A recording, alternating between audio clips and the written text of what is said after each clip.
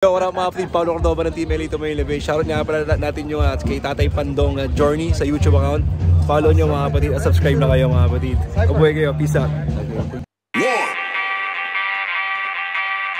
3.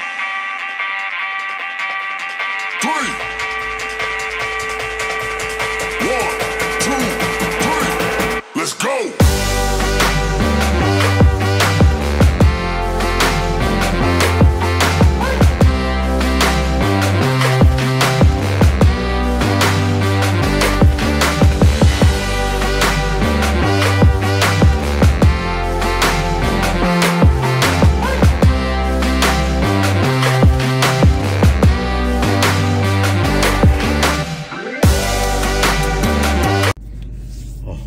What's up mga kapatid? Magandang araw, magandang gabi sa inyong lahat. Ngayon ay Saturday, September 9 ng umaga. At naambitahan tayo na umattend ng vintage event dito sa San Jose. At niyaya rin tayo ng ating kaibigan na si Edward Ruiz na kung gusto kong maglatag. Ngayon ilalatag natin yung ating mga vintage sa sombrero, yung pangmalakasan natin kasi vintage event yun, kaya yung pangmalakasan ang ilalatag natin. Naantay ko lang si nanay dahil nag-aayos pa siya, pero parating na yun. At samahan nyo kami mga kapatid, magkikita-kita tayo ron. Okay mga kapatid, ito na pala si nanay mga kapatid, kasama natin. Yan,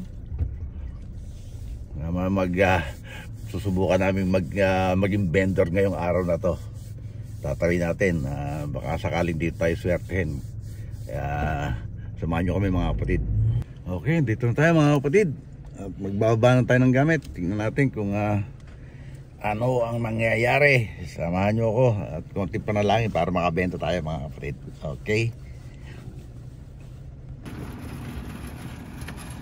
Tingnan si Tatay Pando.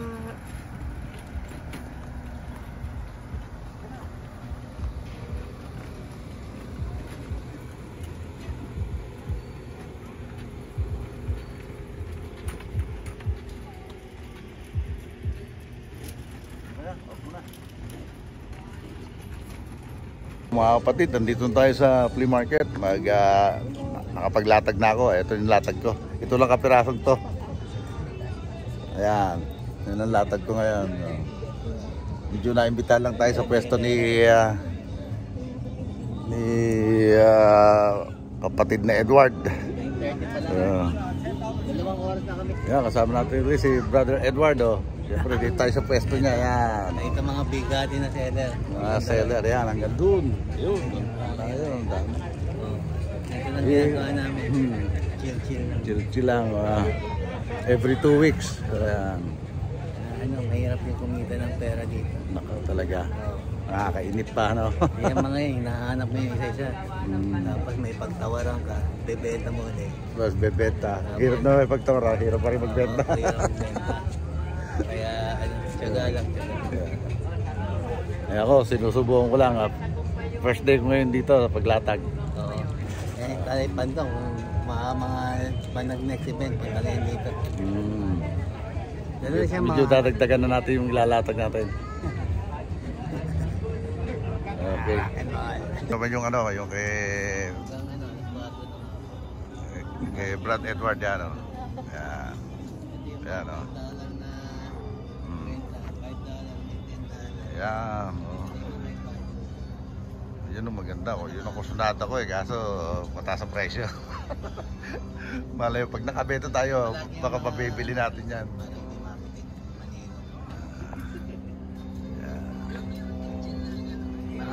Marami.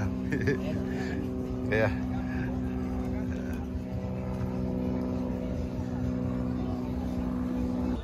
yan, dami mga Pilipino yan, vendor na yan, yan. May dumadami na tao, marami na nang tumitingin, ayan mga kapatid. Ayan, dumadami tao. Paulo Cordoba, oh. May nabagdi sila rin mga kapatid. Ayan. Saka si Percy, hindi naman ang patikan talaga. Kapag-bebenta.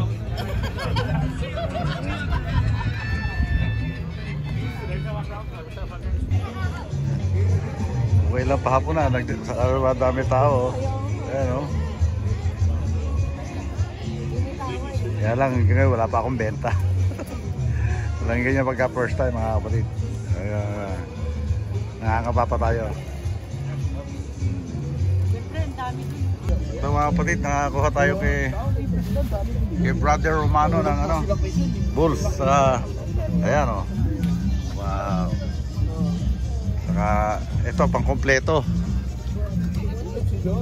Crispy condition. Yeah. Pang kompleto, ayan o. Mga kapatid. Sama na rin. Karecord yun, ayan. Back hit, ah. Backhit_Depot sa Instagram. Sa Instagram, okay. Si Kuya Romano. Ayan, dito natin nabili yung dalawang bulls. Mga kapatid.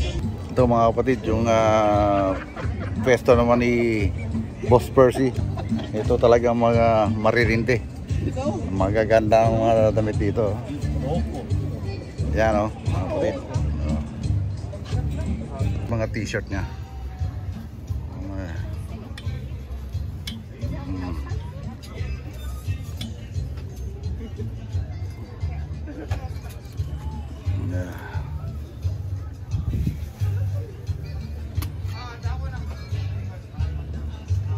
XL Raiders.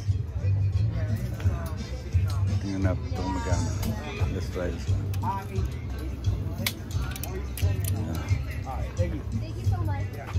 Haynes siya, Haynes. Gawa ng Haynes. Ito, kuhanan natin to. Dalawa. 15 daw, dalawa. Okay. Oh mga kapatid, andito na tayo sa bahay. Kararating lang. Medyo hinapon na rin tayo kasi siyempre inantay pa natin yung closing. Tinulungan natin si Brother Edward ng pagkakarga sa sakay niya. Hindi ko na ibinlag yun. At siyempre ngayon ipiplex ko na lang yung ating mga nabili ron. Meron pa nga akong hindi ko na-i-video yung pagbili natin ng mga jersey kay P48, yung pwesto ni na Idol Paulo Cordoba.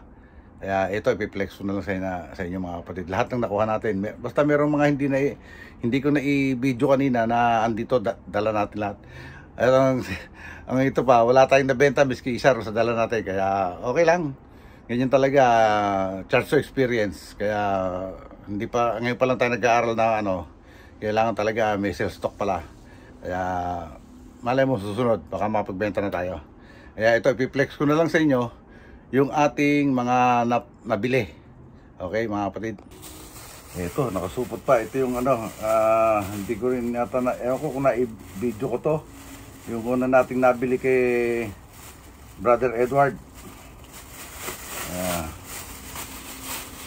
May una tayo nabili kay Brother Edward. Ito, kursunado to ni nanay. Ayan o, vintage na t-shirt ng 2020 Raiders, si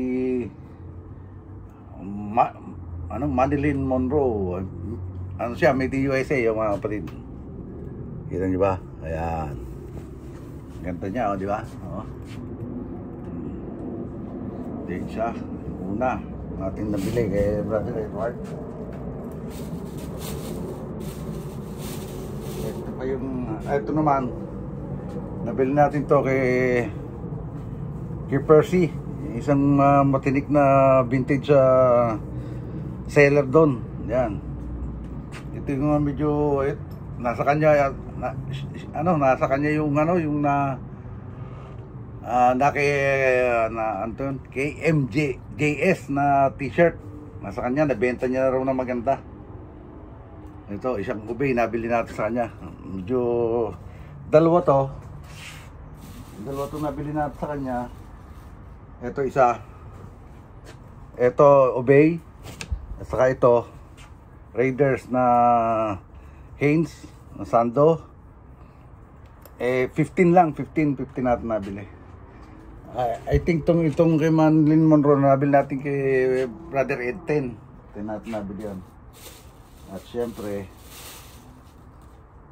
ito nabili rin natin to kay Brother Ed ng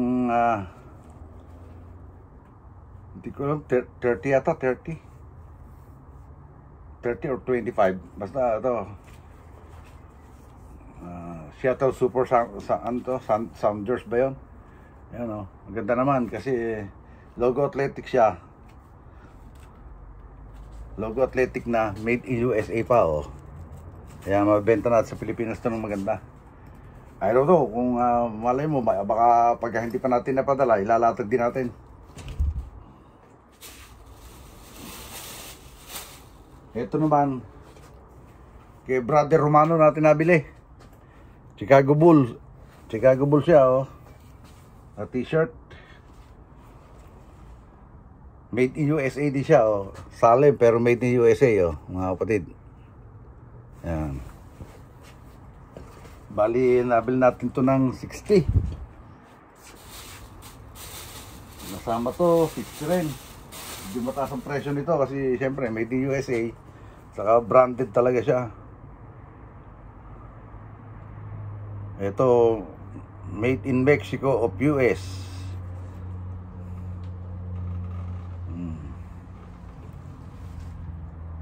Yan. Rodman. Yan. Champion. Vintage na rin siya. Kaya bali dalawang yun. Bali 120 yun. Tapos ito naman yung nabili natin kina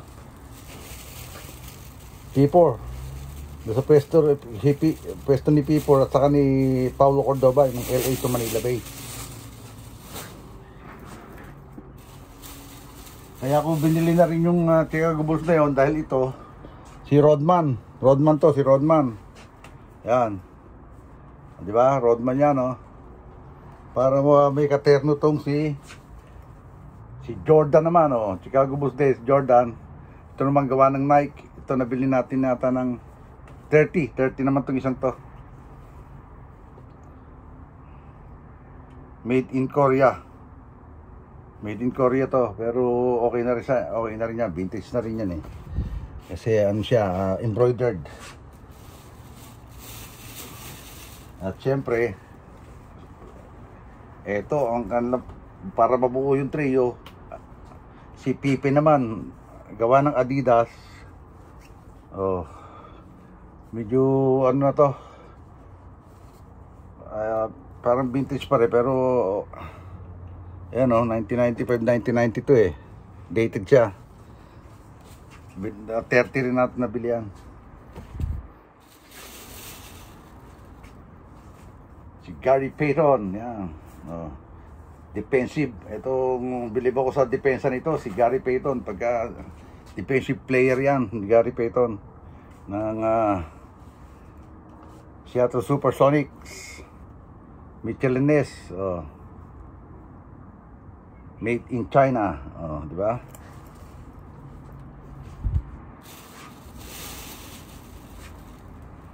Eto, kala nyo si Kylie Irving, hindi.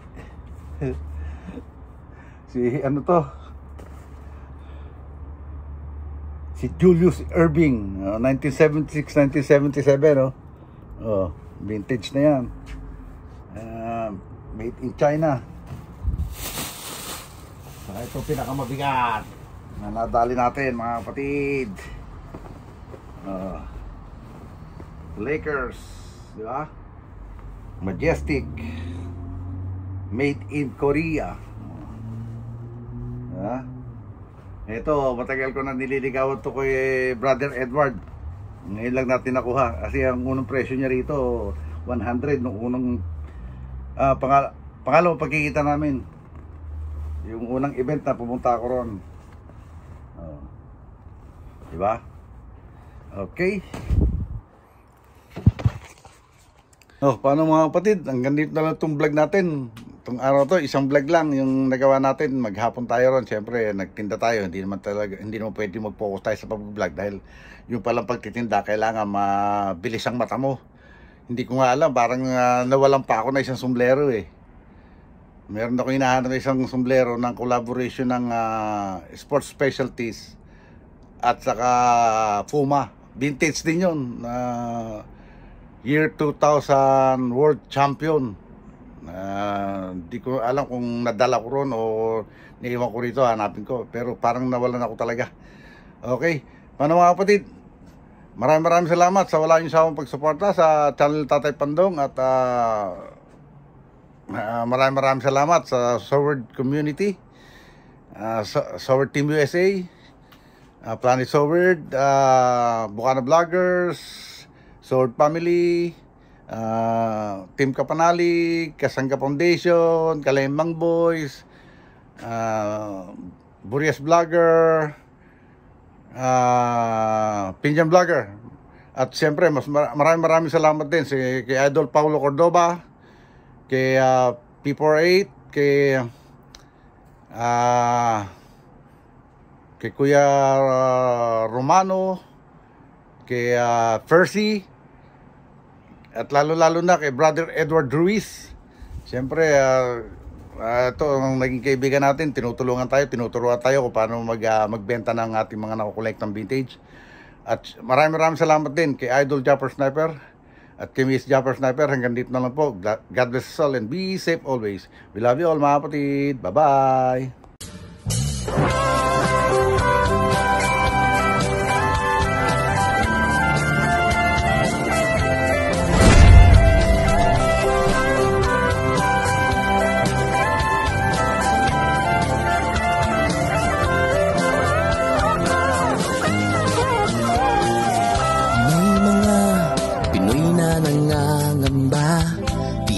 Bukas sa sariling bansa, marami ang tapos sa pag-aaral, maraming hindi kapwa naghihirap.